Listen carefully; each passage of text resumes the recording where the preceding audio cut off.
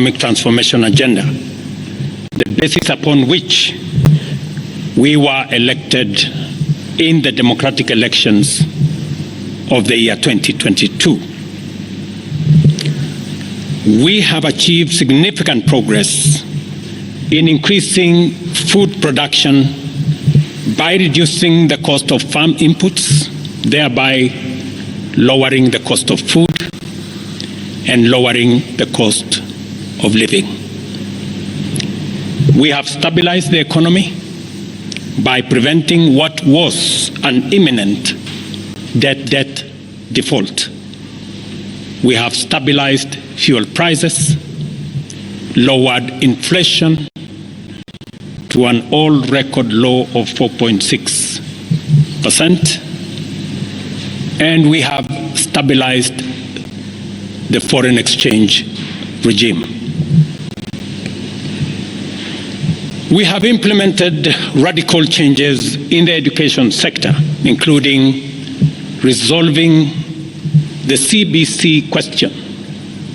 We have rolled out a new student-focused higher education funding model that has special emphasis on making sure that children from vulnerable families have the requisite support in their education.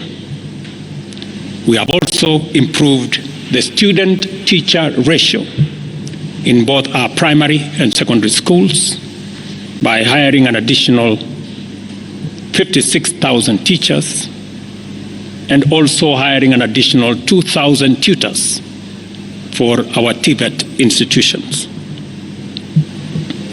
We have equally resolved bottlenecks in cash transfer program to vulnerable Kenyans, including orphans, people living with disability, and the elderly. We have not only brought on board more beneficiaries, but in keeping with the promise that we made, it is now not the case, as it was in the past, that these vulnerable Kenyans have to wait for months. Now their stipends are paid as salaries of public servants are being paid. We did roll out the Hustler Fund that today benefits 2 million Kenyans. And we have 7 million Kenyans who had been denied access to financial services by credit reference bureaus. They are now off the blacklisting roll. Our affordable housing program has now more than 100,000 housing units under construction. The first cohort I will be launching in a couple of months to new homeowners. And we have 160,000 young people across Kenya that are employed under this program. To expand manufacturing, value addition, and agro-processing as a key contributor to job creation, 18 county aggregation and industrial parks and 6 new special economic zones are under construction across Kenya. And at the same time, we have 200 fresh produce markets that are at various stages of construction to support our farmers with access to markets for their produce, in keeping with the commitment we made to our mama mbogas. To accelerate manufacturing, last year we imposed levies on importation of clinker that can be manufactured in Kenya.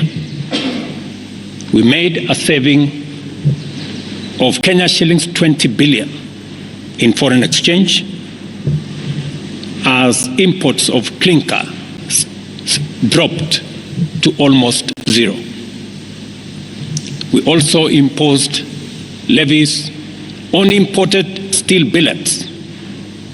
And today we have 11 steel steel factories that 6 years ago were closed. They have started operation, hiring 16,000 Kenyans, and last year alone we saved 120 billion shillings in foreign exchange as a result of this intervention. Our digital transformation agenda is also on course with 17,000 government services online, while we have 274 digital hubs across Kenya with 152,000 students and digital workers in our TVETs and also in digital hubs in different parts, up and running and giving young people an income. Our universal health coverage plan has already onboarded 107 community health promoters, and the process of registration for our social health insurance fund is ongoing, on its way to launch on the new date of 1st of October 2024 that will make it possible for every Kenyan to have a health insurance, and for those suffering from critical illnesses to have access to the critical illness fund, making it possible for every Kenyan to have access to treatment without the burden of having to fund it. On the measures I announced last week, barring state and public officers from engaging in harambes, I want to inform the country that the public fundraising appeals bill is now ready for publication tomorrow. However, even with the progress we have made, I am acutely aware that the people of Kenya have very high expectations of me. And they believe that this administration can undertake the most extensive transformation in our nation's history. Recent events that necessitated the withdrawal of the finance bill, which will require a review and reorganization of our budget and fiscal management, have brought us to an inflection point. Upon reflection, listening keenly to what the people of Kenya have said, and after a holistic appraisal of the performance of my cabinet and its achievements and challenges, I have today, in line with the powers given to me by Article 1521 and 1525B of the Constitution and Sections 12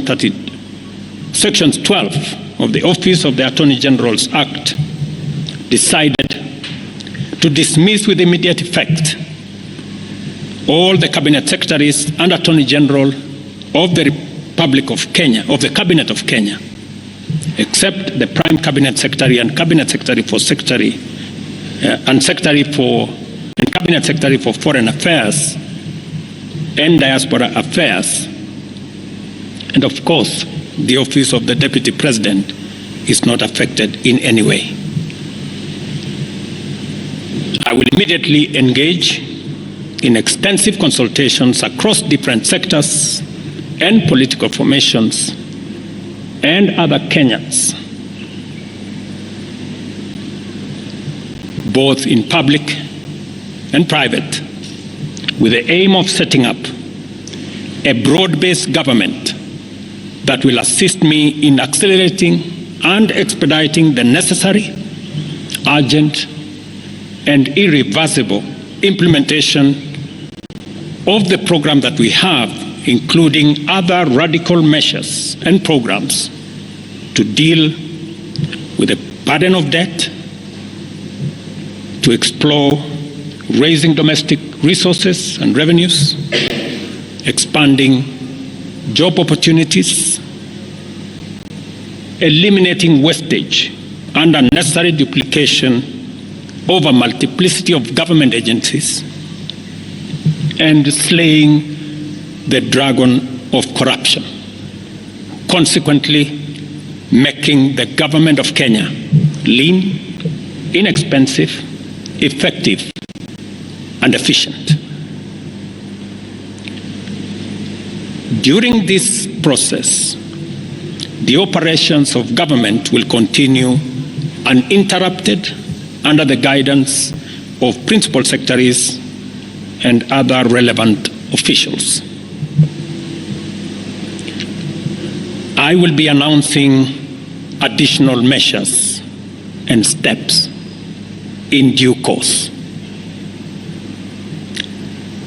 Thank you very much, and God bless our great country, Kenya.